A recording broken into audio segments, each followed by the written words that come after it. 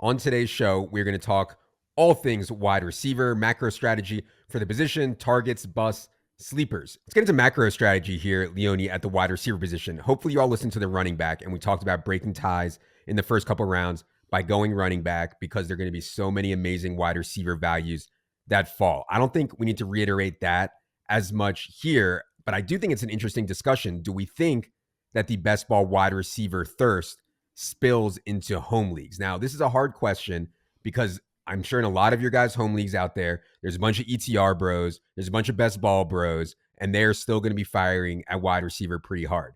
There's also a huge swath of people listening to this who their opponents don't listen to any fantasy football content, don't look at ETR rankings, and they have boomers in there. They're going to be going to want to take Jalen Hurts and Josh Allen in round one, and they're going to be taking wide receiver. They're going to be taking running backs way more often than they should, and that's what we've seen in this home league ADP. Again, if you go to the site under ESPN and Yahoo table rankings, you can find ADP and ADP differential column in there. So I know it's a hard question, Leone, but do you think the wide receiver meta has changed in home leagues at all year over year? I think only mildly. I don't think it's changed enough. What we were talking in the last episode, I mean, there's a stark contrast when you do your first redraft league compared to when you've been playing these best ball leagues. So I still expect wide receivers to go a lot later than they should. And I feel like this year, if anything, it almost reminds me more of 2 years ago than last year. It reminds me 2 to 3 years ago when we were getting like Cooper Kupp, Debo Samuel, Amon-Ra St. Brown in these like rounds 4 through 7. I think we're back to that. I mean, you're talking the Houston wide receivers you can get in rounds 4 and 5. Devontae Smith, you can get there. You can get T. Higgins pretty late. The receivers that you can get in this like dead zone running back range are good. And we kind of talked about the dead zone running back being done on a previous podcast, but I think that was more like high stakes redraft and best ball than it was home league redraft, what we're looking at. So I don't think the meta has changed too much. Now, you have to know your league. If everybody in your league's been pumping underdog drafts, it's probably going to play out a bit differently. But for the vast majority of home leagues, I think you can still anticipate the running backs being thrust up a little bit earlier than they should, and the wide receivers going a lot later than you're used to if you've been drafting best ball. Not that you need to have been. So I think a point that I want to make is that some of the buzzier wide receivers are probably still going to go high in your home league. I'm sure a lot of people listening to this are in competitive leagues. They have been following at least the buzz. So like Rome Odunze, Xavier Worthy, Malik Neighbors, Nico Collins. I think some of those guys will probably go higher than their ADP in somewhat competitive home leagues, but it's the ones with less buzz around them that are going to go way too late. I'm talking about Brian Thomas Jr., T. Higgins, Amari Cooper, Christian Kirk, Chris Godwin, DeAndre Hopkins, Deontay Johnson. Though I could keep going, but those guys are going to be the ones that I think will fall in home leagues. I'm curious, Leone, how you would consider adjusting your strategy if you're in a league with a bunch of people who are maybe a bit more advanced, at least following the preseason buzz. You expect it to be a little bit in slant of running back, but still a pretty wide receiver heavy draft. How would you adjust your strategy then if you're playing against kind of different competition than your standard kind of home league Joe from accounting type stuff? Yeah, I mean, it's difficult. That's where, we talked about in the last episode, breaking ties early for running back in favor of wide receiver.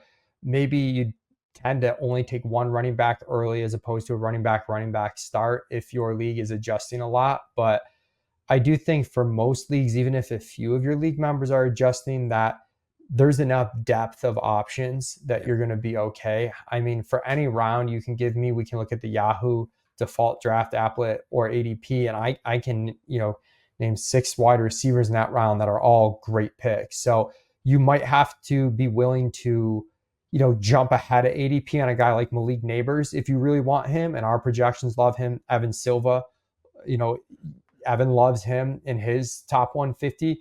You might have to take him in round 3 as opposed to waiting to round 5 Yeah. or round 4.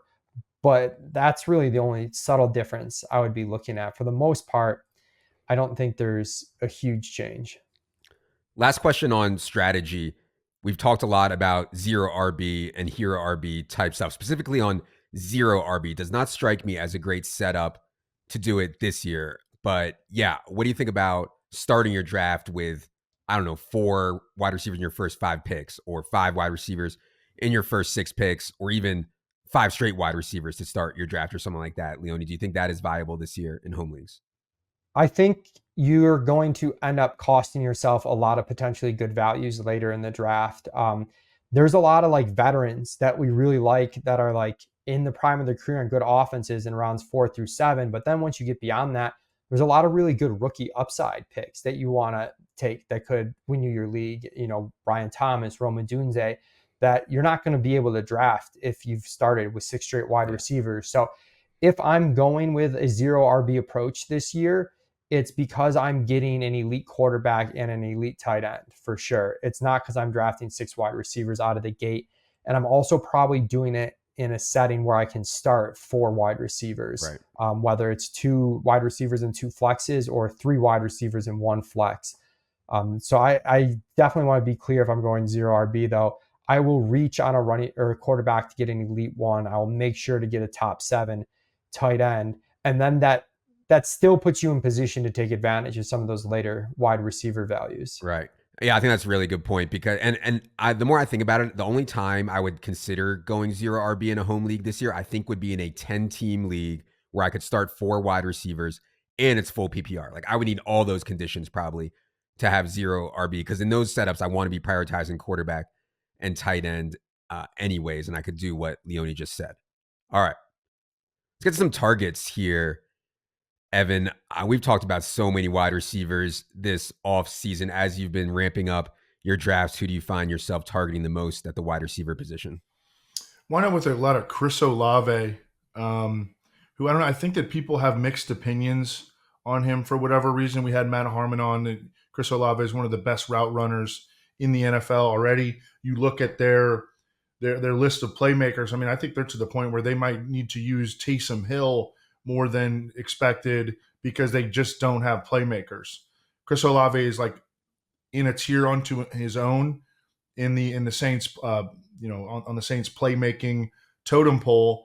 And I think that with Clint Kubiak coming in from that Kyle Shanahan tree, he's going to get more layup routes, which he did not get nearly enough layup routes under Pete Carmichael. And I think he has a chance to like compete for the league lead in targets and compete for the league lead in receiving yards. Malik Neighbors, I mean, the buzz on him has just been so strong. I think that there was a legitimate argument for him to be the best receiver in this class. I don't think that that's something that anybody fabricated, because there were people in the league that believe that. And, again, this is another guy where the ball should just find him on really like, as many plays as the Giants can, because he is clearly their number one playmaker. Nico Collins, I think that people are still a little bit shaky on him because they see Stephon Diggs coming in. Tank Dell is healthy entering his second season. They think that maybe Nico Collins isn't the alpha there. Like, I think that he is the alpha there. I think he's that X receiver that the Shanahan tree has always had. Julio Jones, Brandon Marshall, Brandon Ayuk now, Andre Johnson. I think that he is on that level. I think he showed last year that he is on that level from a talent and certainly an athletic and size standpoint. Yeah, I like all those guys that Evan said, especially where they go. I'm looking at Yahoo ADP right now. Nico Collins, 34.8, and Olave is at 27.0. Neighbors ADP is insane, 65.5. I don't think that will last, but still, I would have to like really control myself from passing on those guys at those prices. Leone, any priority targets for you at wide receiver home league? Yeah, I'd say once you get past the first 2 rounds, the reason why we're comfortable going running back, I think a lot of these receivers that are legitimately talented, either on good offenses or playing with good quarterbacks, but aren't necessarily like the number 1 wide receiver on their team, are undervalued by the home league market. You look at Cooper Kupp on the ESPN ADP. We're worried about Cooper Kupp and we're way ahead of ADP there. Evan mentioned the Houston guys, but I'd say all of them, kind of depending on where they go. But Nico, Diggs, and Dell in particular, I think goes way too cheaply because people are worried, he's the 3rd wide receiver, but from a yards per out run standpoint, and efficiency, even production in those games towards, his last few games when he really emerged last year. He was even better than Nico Collins from a fantasy standpoint. So I think those guys are good. There's 3 guys we were high on last year that like all did okay, one fouled, that people don't want to go back to. And that would be like T. Higgins, Jalen Waddle, Devontae Smith. And they're 3 wide receiver 2s who I think are all on very good offenses. I think they're legitimately talented by themselves, where they can have really good outcomes for where they get drafted. And then you have some potential to bank like these huge ceiling outcomes if an injury or something happens in front of him. Like Jalen Waddle, if Tyreek Hill goes down, is like a league winner. So yeah, I think just a ton of those guys that are just talented, pretty much prime of their career, and people are just a little bit concerned about the volume are the way to go. And then I don't know if we want to get into like later round receivers quite yet. Well, don't blow your load on sleepers. You need to save something for the end of the show. Go ahead. Sorry. I would just say in general, there's a lot of very good rookie wide receivers this year. You don't want your whole portfolio of your team to be rookie wide receivers. Like I was in on the rookies last year, and if you had too many and you had Jackson Smith and Jigba, you took him too early and he fouled. You took Quentin Johnston and he fouled. You could have been in trouble. And I had teams like that last year. So that's why you're too low on JSN, is because you screwed you last year. That actually does make sense. We're both in on JSN. Actually, you're just even higher. I'm looking at the Fantasy Pros like composite rankings right now. They have Jackson Smith and Jigba wide receiver 47. I mean, that's a wide receiver 5. Yeah, it's crazy. And that's where I think a lot of these young first and second year receivers, once you hit on a lot of those vets that we talked about, and I wouldn't even count Malik Neighbors as a rookie because he's going to step in and see such a huge share of targets that we don't have to worry about production from day one. But once you get 4 or so of those guys in that mix, man, if you can throw some combination of 2 guys between Rome Odunze, Xavier Worthy, Brian Thomas, Jackson Smith, and Jigba on your bench, Lad McConkey, I mean, that's really a great team where you've got 4 guys that you can easily start, even though you didn't take a wide receiver in the first round or 2. And then you've still got a couple guys that could emerge over the course of the season and become clear-cut starters by the fantasy playoffs. Yeah. I mean, the part of the draft there where you can get those wide receiver 2s on their team who I still like, to me, that's why it's a smash to hammer wide receiver these middle rounds. T. Higgins, Devonta Smith, Jalen Waddle, Rashee Rice, Neighbors. Those would be my favorite targets through kind of the middle rounds there. And then depending on what your league thinks of the suspension or possible suspension to Jordan Addison, doesn't sound like it's that likely to happen this year. Jordan Addison would be a target for me as well. He's going to fall way late as people Just are looking at these Fantasy Pros composite rankings. Rashee Rice is wide receiver 32.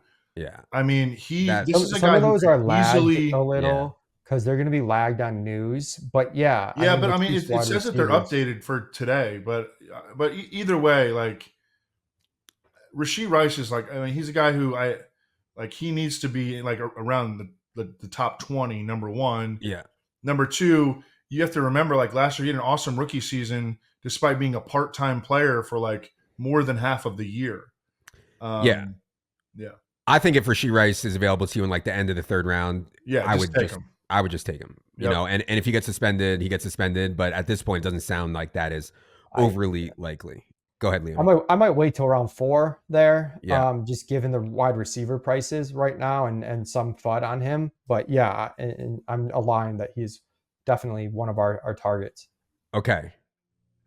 Let's get to guys that we're not taking. So guy that I don't have much of at all is George Pickens. We've talked plenty about the quarterback play that is coming for the Steelers here. We've talked plenty about how Arthur Smith is going to call offense for the Steelers here. It's just not going to be pretty. And I was already worried about George Pickens paying off these really expensive price tags when I don't think he's the kind of guy that goes out and earns 10, 11 targets in a game, gets layup targets, etc. He makes big plays down the field. So it's obviously a scary fade on George Pickens. He can have 30, 40 fantasy points in a week for sure. I just do not like the setup. Mike Evans is one that I've kind of been shying away from some, which is scary. He played so well last year. I love Mike Evans. generally, but gosh, he's getting older. He lost Dave Canales. They bring in Jalen McMillan, who I think will be a big upgrade on Trey Palmer. And so, yeah, the Mike Evans stuff scares me. Terry McLaurin goes reasonably high. I'm okay with McLaurin. I'm just a little worried that Jaden Daniels is going to be rougher as a thrower than maybe people are set out to be. I have way more confidence in Caleb Williams as a thrower. And then Christian Watson is another one that I loved him last year. I am worried this year because I do think he'll be rotating with Dontavian Wicks a lot. And like, maybe that's not the end of the world for Christian Watson. Maybe he can still pay it off, but I think we're going to have some floor games for Christian Watson, or a lot of them too. And that's tough to stomach. In redraft leagues, you can certainly stomach that more. In best ball leagues, Silva, any wide receivers you've been shying away from? And by the way, Evan's shy away list will be up here in the next 7 to 10 days for players he's Should avoiding. be next 2 to 3 days. Next 2 to 3 days. Perfect. Yeah, it's outlined. I just got to do the write-ups.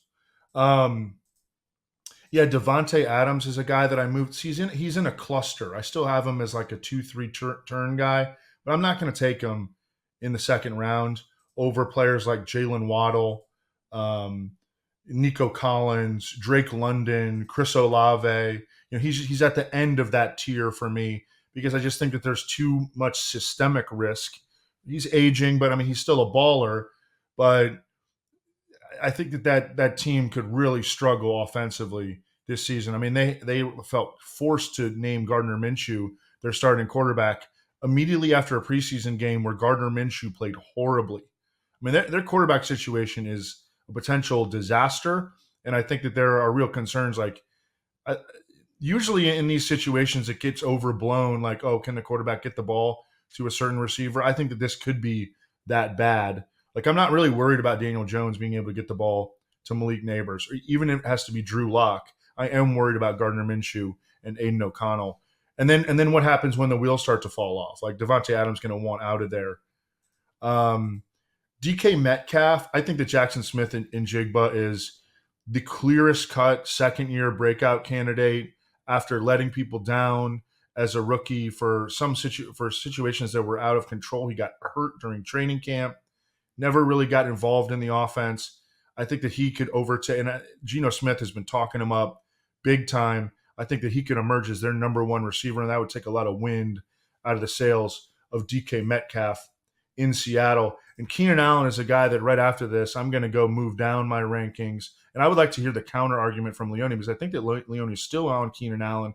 It is scaring me to death that this dude apparently weighs 230 pounds. When he came out of college, he was 206. Never been a fast guy. And in both of the Bears' first two preseason games, is out there running around looking like a tight end, while Odunze looks just nasty. He looks like a killer. Yeah. I did talk about the Keenan Allen situation on Market Monday. You can go back, listen to that for my take on that. We'll also be doing a news and news reactions pod later this week when we're talking more about Gardner Minshew, and I'm sure we'll circle back on the fat Keenan Allen argument. But yes, Leone, any Keenan Allen takes from you, and then any players you have been avoiding wide receiver home leagues? I'm pretty neutral on Keenan Allen. There's probably going to be guys that I like better than him. I think some of the weight stuff's probably overblown. I mean, can they mention like all their receivers gaining weight? Like, I don't know. It just seems overblown. Preseason stuff's definitely scary when you're at that age, but I don't know, how much effort Keenan Allen's giving in these preseason games and how much the team's showing. So I'm neutral on Keenan Allen. I'm definitely makes me feel better about my Rome Odunze stance, but I'm very pro Rome Odunze.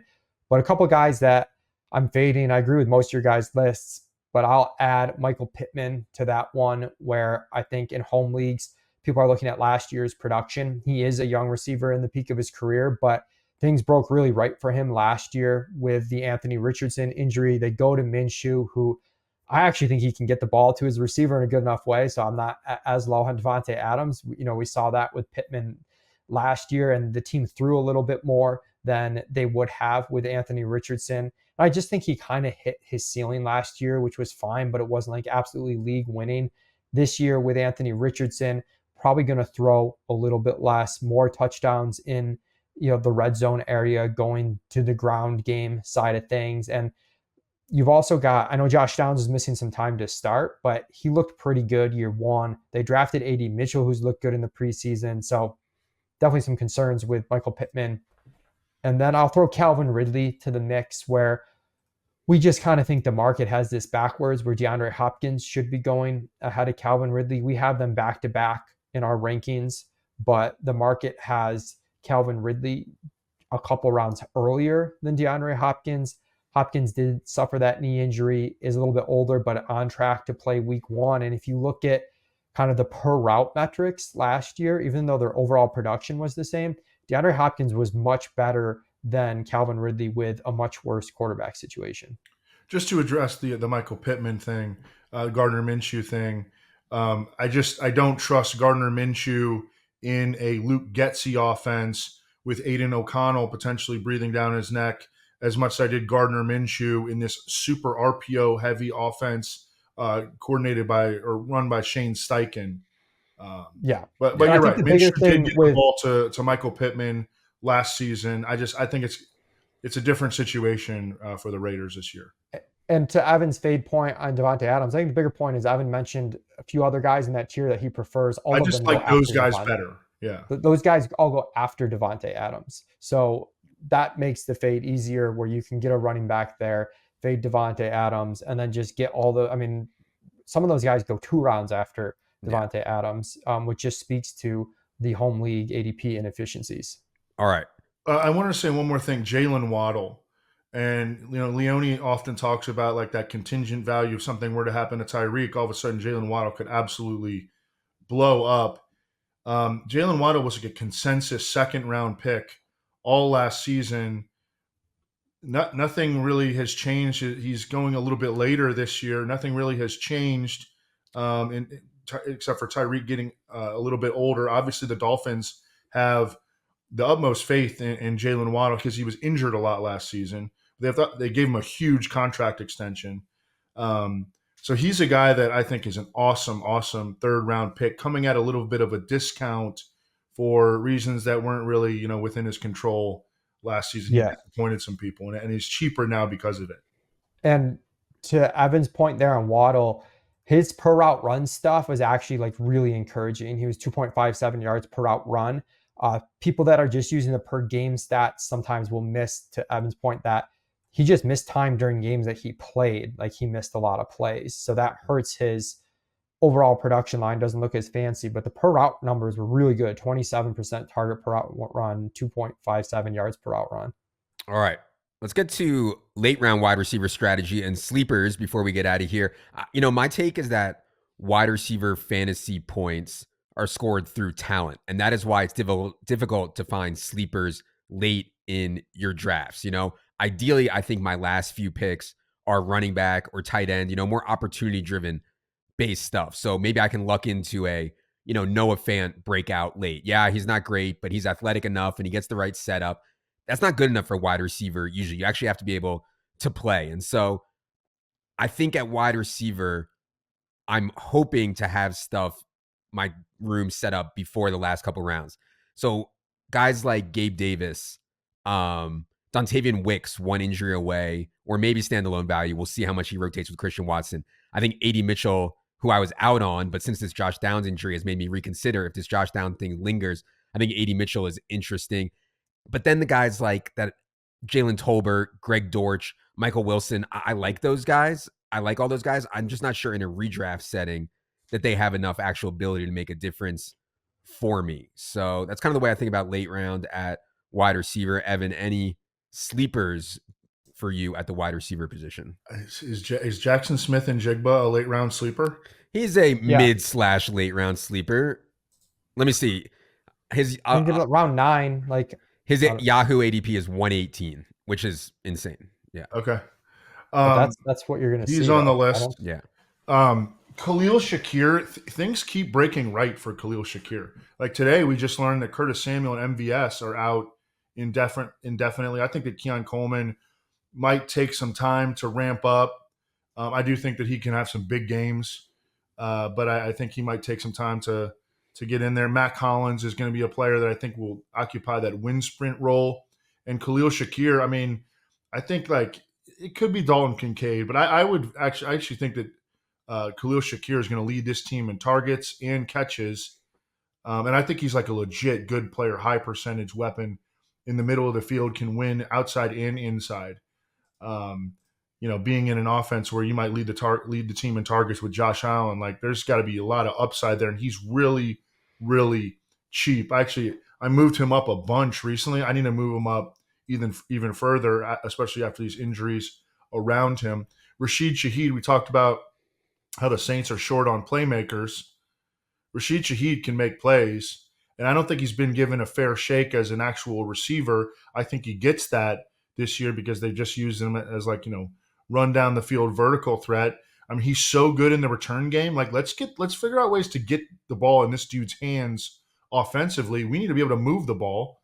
So Rashid Shaheed, I think, makes a lot of sense as a pretty clear-cut breakout candidate. Dontavian Wicks is a player that I came out really, really hot on, and I've had to move down because he's clearly, throughout the duration of training camp and preseason, been the Packers' fourth receiver. But I still think that he's draftable late because I want to bet on that talent, and I think he might be the best pure receiver that the Packers have, and I believe in this offense. I don't think you're going to be able to use him early in the season, on your fantasy lineup. But by the time we get to week 5, week 6, maybe someone goes down. Christian Watson pulls his hamstring again. Dontavian Wicks becomes a starter and an asset in the box score. Leone, any late round wide receiver thoughts for you? Yeah, I mean, similar to the running back episode, once you get past round 8 or so, like you just care about upside. I know people are probably like sick of hearing the term upside and ceiling, but the truth is, in managed leagues, the odds that you're dropping a player you take after round 7 or so are like really high, much higher than you think. So you might as well reach for upside. And you mentioned like Greg Dortch, like don't draft Tyler Lockett because you can take a swing on a young receiver with a big ceiling. And then if you run into a situation where you need an emergency starter, you can pick up a Greg Dortch type that's probably going to play slot role, catch some balls, especially in a full PPR format. So I hit on the rookies in the order I'd prioritize them. Once you hit round 8 or 9, I would try to get 2 of these guys on your bench: Xavier Worthy, Rome Odunze, Brian Thomas, Lad McConkey, Keon Coleman. I would draft them, in that order. I think the young guys that aren't rookies that still have breakout potential. Adam's been all over JSN, but there's also Jamison Williams. His Yahoo ADP is 126. You're talking round 11 or so at that point. Smash. And he is locked in as the Lions' number 2 receiver, to the extent that the Lions were talking about how they're like desperate. They use the word desperate, that they're just trying to find a number 3. I wouldn't even. I wasn't considering Jameson Williams a sleeper, but if we calling him a sleeper, then yes, Jameson Williams is a smash at 120 something. But yeah, to Leone's point, that's where these wide receivers are going to go in home leagues. And that's where I'm taking these guys over Mike Williams or Gabe Davis, who we have ranked in a similar range, because they will score more points. They're going to project to score more points. In some formats that matters. In your average home league, it doesn't. These guys are going to circulate on waivers. If you do want some combination of safety and upside, 2 guys that I like, kind of like post-type sleepers, but Romeo Doubs from Green Bay. He goes 3rd among Green Bay wide receivers. I've seen some situations where he goes behind Wicks. He's the favorite to lead the team in targets. He's the favorite to lead the team in snaps played, routes run. I don't want to overthink this one. He had 2 huge playoff games. He's still a very young wide receiver. He just didn't immediately hit the ceiling right away that we hope. So him, and I'm still keeping the light on a little bit for Jerry Jeudy in Cleveland. But I think those guys give you a little bit more hybrid of startability, whereas some of the youthful guys that I mentioned might be tougher to start out of the gate. Yeah, I think those are great guys. I went too deep. I should have said the guys in that range, like Addison and Shaheed and Jameson Williams and Jeudy. Those are all great call outs there who are going to go very late in home leagues. I was gonna say, like, the one adjustment I've made going from best ball to these home leagues is the bench is so much shallower. Like, so many of these guys don't get drafted because you've got kicker and defense, and you've got 16 rounds instead of 18 or 20. And again, 2 of those are kicker defense. So you're talking 14 rounds of skill players as opposed to 20. Like, there's a huge swath of players that we get excited about in best ball that aren't even going to get drafted in redraft. And it makes, use that waiver wire and the ability to reach out there to your advantage. All right. That is going to do it for our look at wide receivers for home league drafts. this season. Hope this was helpful for you. Remember, if you want our continuously updated rankings tick to your draft, you need Draft Kit Pro. If you are serious, you want Silva's matchups, you want all our projections during the season, you want to see all our shows during the season, you need to get the bundle that combines Draft Kit Pro with in season on early bird right now for a limited time. For Evan, for Leone, for producer Luke, for producer Ryan. Check us out for that FFPC draft on YouTube. I am Adam. Good luck, everybody.